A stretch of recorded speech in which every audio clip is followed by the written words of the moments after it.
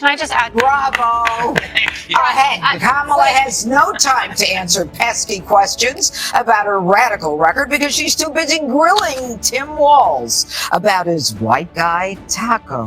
What just detonated on Fox News wasn't your run-of-the-mill political debate. It was a full-throttle demolition derby wrapped in a monologue and served with a side of scorched earth comedy. Jessica Tarlov, Fox's resident progressive whisperer, must have thought she was tossing out a clever, pre-approved jab at Donald Trump. You know the type: polished, smug, dipped in MSNBC marinade and air-dried with NPR nuance. She sneered about Trump being some aloof, gold-plated billionaire disconnected from the economic realities of average Americans. But just as her smug meter hit peak saturation, in waltzed Greg Gutfeld, less like a co-host and more like a chainsaw, in a library. What followed wasn't a rebuttal. It was a televised reckoning, a rhetorical dismemberment. So total it could have been mistaken for performance art. Tarlov had accidentally stumbled into a verbal lion's den wearing metaphorical steak-scented perfume. And Gutfeld was hungry. But here's where it gets especially combustible. Gutfeld didn't just defend Trump. He used that one arrogant swipe to unmask an entire progressive charade. And at the epicenter of this farce, Kamala Harris's latest economic plan, which isn't so much a policy proposal as it is a Frankenstein fusion of utopian daydreams and economic malpractice.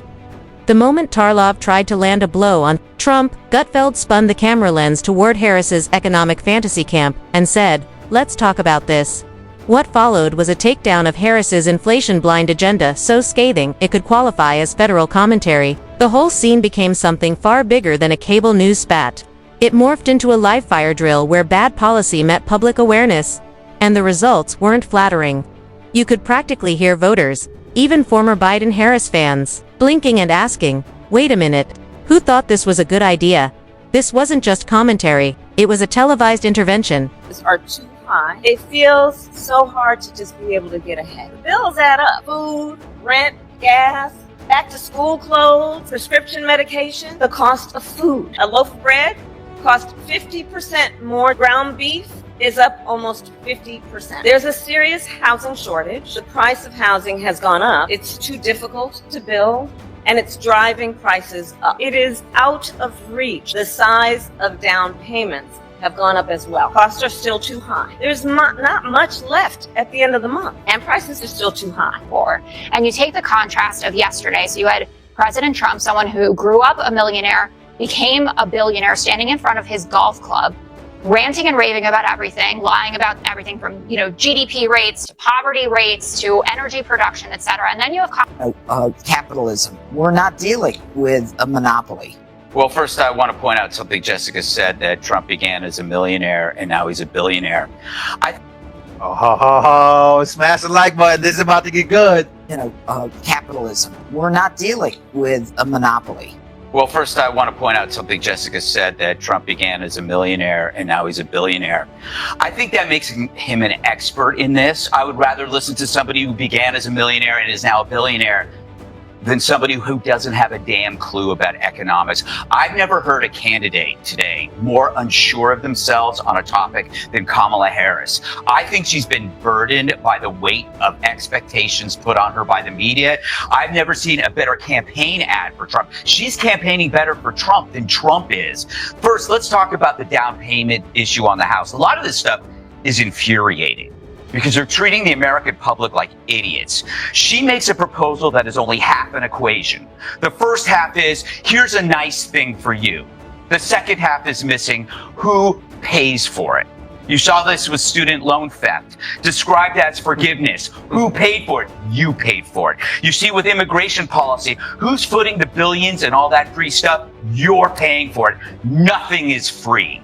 Nothing is free. And the sooner or later you figure that out, the better off you're going to be. And that's directed at Democrats who don't understand that these policies are going to sink this country. Let's pull back the curtain on Kamala Harris's latest economic Revlon announcement. So wrapped in buzzwords and economic make-believe, it could have been co-written by ChatGPT and Karl Marx on a sugar high. Harris emerged recently from the ceremonial fog of the vice presidency to unveil what she's selling as a bold new economic vision.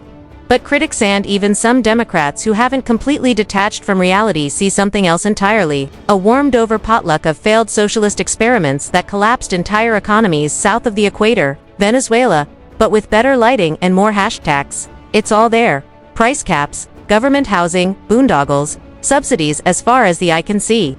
Her promises sound less like policy and more like the graffiti on a Berkeley bathroom stall, poorly thought out and destined to be painted over. Take her housing proposal: 3 million government-subsidized units. 3 million, not 1, not 2. But a number so big it would require the federal government to morph into the country's biggest landlord overnight. Add to that prescription drug price controls that make zero economic sense unless you believe pharmaceutical companies will keep innovating while losing money. It's economic fan fiction, and Harris is handing out copies. And as Gutfeld brilliantly pointed out, this warrior for the working class conveniently forgets that she's been a top-tier passenger on the economic Hindenburg that's currently floating inflation over every grocery aisle in America. She's not saving the working class. She's been helping drown them.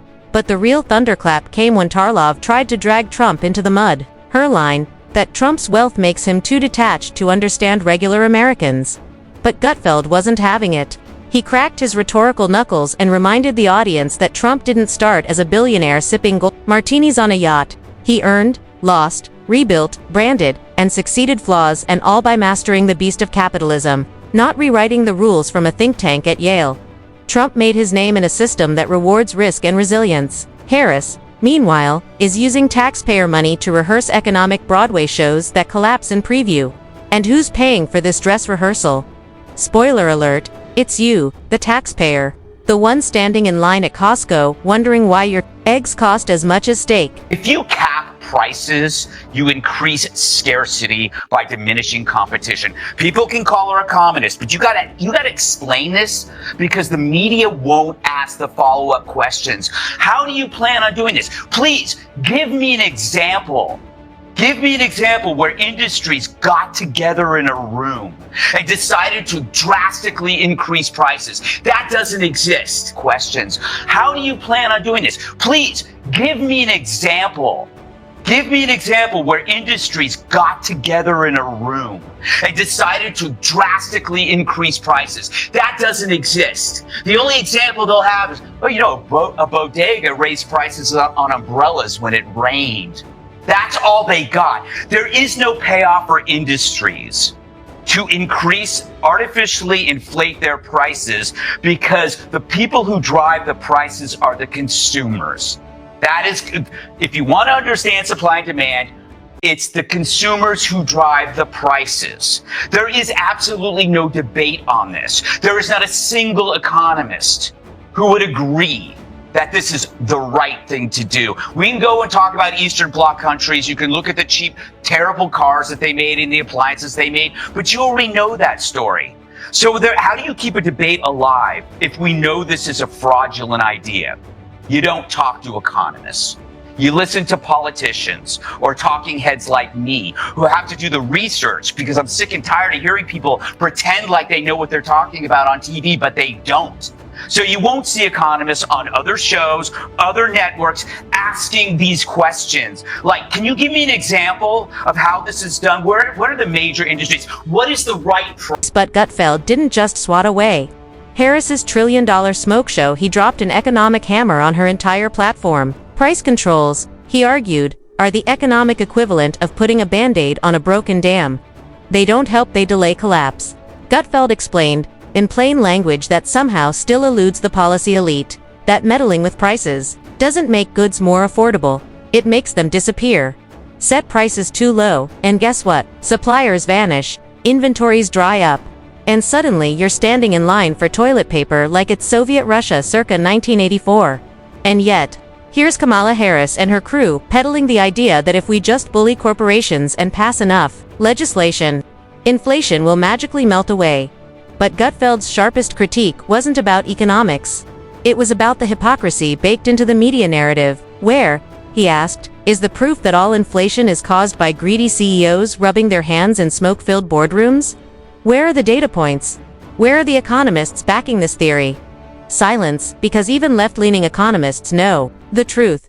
Inflation isn't caused by capitalism gone rogue, it's caused by reckless government spending, distorted markets, and economic illiteracy at the top. But that's a harder message to sell. So Harris's team sticks to the comic book version: corporate villains versus brave bureaucrats. It's not just dishonest, it's condescending. These policies treat voters like they're economic toddlers, unable to grasp basic supply and demand. And instead of asking hard questions, the media plays backup dancer. Gutfeld calls it what it is: economic theater. The optics are Instagram perfect. The outcomes: gas prices climbing, groceries requiring financing plans, and parents skipping dentist visits so their kids can eat. We're not in a recovery. We're in denial. What is too low? Can the government set prices based on not having a knowledge of an industry? What do you mean exactly by price gouging? How is that done beyond unique exceptions? Price gouging is a weak phrase directed at weaker minds. Can I just add? Bravo.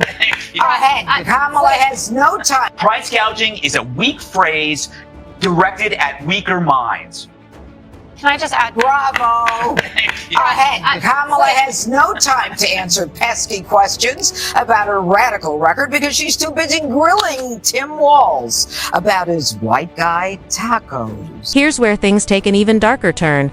The problem isn't just that Harris is pushing this economic nonsense. It's that large swaths of the media and public are clapping along like it's a TED Talk for toddlers. This segment aimed a spotlight at the virtue signaling echo chamber, especially among a certain demographic that lives comfortably detached from financial reality. Let's call it the Uber Eats activist class.